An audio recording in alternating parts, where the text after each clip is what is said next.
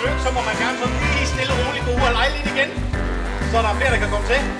Men derudover så synes vi jo bare, at det er helt genialt.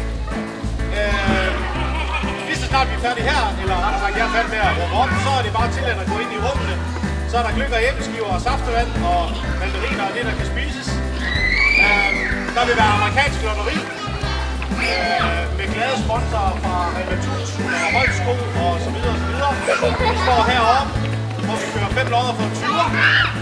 Og der er faktisk en rigtig fin præmier med. Der er gaver på over 3.000 kroner. Omkring ved 12-tiden kommer julemanden tilfældigvis forbi med en lille ting til alle ungerne. Så indtil da er der bare